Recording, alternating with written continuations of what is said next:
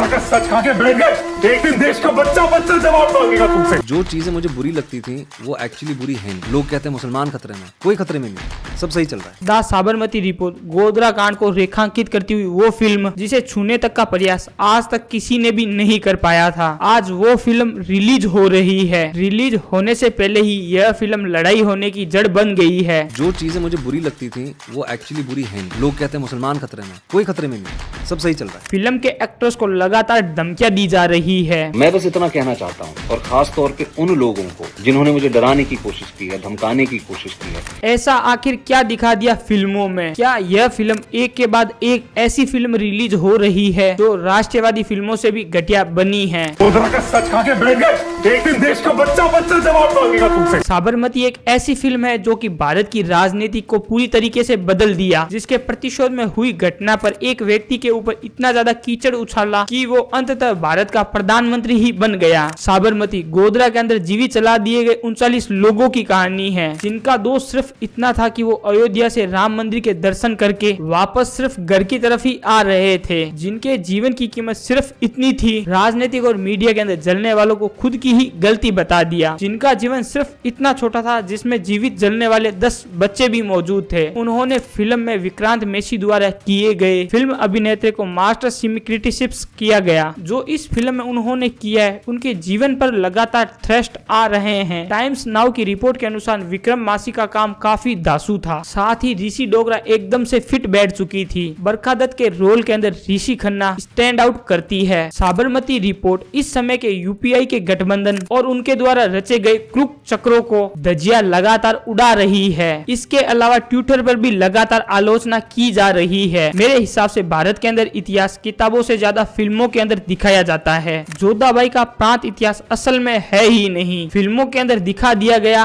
तो सिर्फ सत्य ही होगा। मानने वाले लोगों की कमी भी नहीं है। साबरमती जो कुछ गोधरा के अंदर हुआ वो आपको साफ साफ दिखाती है। छोटी मोटी कमियों को इग्नोर करते हुए इस फिल्म को उस घटना के बारे में जानने के लिए जरूर देखें। 27 फरवरी 2002 का ऐसा दिन जो इतिहास के अंदर ये दिन हमेशा याद रखा जाएगा। भगवान राम के हजारों भक्त, जिन्हें हम राम भक्त या फिर कार सेवकों के रूप में जाना जाते हैं, वो विश्व हिंदू परिषद के कहने पर गुजरात से अयोध्या जाते हैं पूर्ण आहुति यज्ञ में शामिल होने के लिए। अयोध्या का वह कार्यक्रम समाप्त कर 25 फरवरी को वो वापस लौट रहे थे। तीर्थ यात्री और कार सेवकों का लगभग 1700 लोगों का एक समूह था। अयोध्या से साबरमती के एक्सप्रेसवे में के अंदर बैठकर अहमदाबाद के लिए रवाना हुए थे। साबरमती एक्सप्रेसवे 27 फरवरी 2002 के सुबह 7:30 बजे गोधरा रेलवे स्टेशन के ऊपर पहुंच जाती है। यहाँ तक की कहानी सब लोगों को एक जैसी ही सुनाई जाती है। इसके बाद इस कहानी के अंदर बाद में काफी चेंज कर दिया जाता है। एक रिपोर्ट यह बात बोलती है कि ट्रेन में त्रिशूल और लाठियों के साथ कार्यकर्ता के साथ भरी हुई थी, जो गुजरात के हर स्टेशन पर उतर कर हिंदुत्व के नारे लगा रहे थे। कई यात्री परेशान भी हो रहे थे, लेकिन वे फिर भी चुप बैठे थे। वो आगे यह भी बात बोल रहे हैं कि नारे लगाने वालों ने ट्रेन के सारे रिजर्व सीटों के ऊपर कब्जा कर लिया था। फिर यह बात बताया गया था कि वे गोधरा पहुंचकर एक मुस्लिम लड़की के साथ छेड़छाड़ करते हैं, उसे ट्रेन में खींचने की कोशिश करते हैं, यानी किडनैप करने की कोशिश करते हैं। फिर यही बताते हैं कि नहीं छेड़छाड़ को हमें तो पता ही नहीं। पर कोच H6 के अंदर एक मुस्लिम चाय विक्रेता मौजूद था, वो वहाँ पर चाय बेच रहा था, लेकिन कार सेवकों ने उस मुस्लिम लड़के को अपमानित किया, उसको पैसे भी नहीं दिए और उसे धक्का देकर बाहर निकाल दिया था। फिर यह बात बोलते हैं कि कार सेवक ट्रेन की छत के ऊपर चढ़ते हैं। छत पर चढ़ने के बाद वे मुस्लिम महिलाओं को देखकर अभद्र इशारे करने लगते हैं, जिससे भीड़ भड़क जाती है और ये सारी गलत इंफॉर्मेशन राम भक्तों पर और कार सेवकों के ऊपर डाली गई थी। लेकिन नानावाड़ी कमिश्नर की एक रिपोर्ट के हिसाब से इनमें से कोई भी बात सत्य नहीं है। जब ट्रेन 7:30 बजे से गोधरा स्टेशन से रवाना हुई थी, कुछ युवक द्वारा चेन पुलिंग करके ट्रेन को रोक दिया गया था। कारण यह बताया गया था कि कुछ लोग प्लेटफॉर्म पर पीछे ही छूट चुके थे। इस वजह से ट्रेन को रोक दिया गया था ताकि वो सभी लोग आराम से चढ़ सके। जब ट्रेन फिर से चालू होती है तो 1 किलोमीटर के बाद ट्रेन आराम से चलती है, लेकिन सिंगल फलिया नामक की एक जगह के ऊपर फिर से ट्रेन को रोक दिया जाता है। इंजन ड्राइवर सोचता है कि भाई इस बार ट्रेन को क्यों रोक दिया गया, वो जाके देखता है। जैसे ही ड्राइवर पीछे मुड़कर देखता है तो बहुत सारे लोग ट्रेन के ऊपर लगातार पत्थर फेंक रहे थे और इसके तुरंत बाद H6 कोच के अंदर आग लग जाती है। आग लगने के बाद फिर से लोगों ने कई सारे सारे अलग अलग प्रकार की बातें बनाई, परंतु राज्य सरकार का यह मानना है कि बड़ी संख्या के अंदर मुस्लिम इकट्ठा हुए थे और कार सेवकों के ऊपर हमला कर दिया था और ट्रेन के ऊपर आग के गोले फेंक दिए थे, जिसके कारण ट्रेन में आग लग चुकी थी। आगे इस घटना को जानने के लिए आप सब लोगों को मूवी देखनी ही होगी। बाकी आप सब लोगों को यह वीडियो कैसा लगा आप मुझे कमेंट सेक्शन के अंदर भी जवाब दे सकते हैं और इसी तरीके से अपना प्यार बनाए रखे।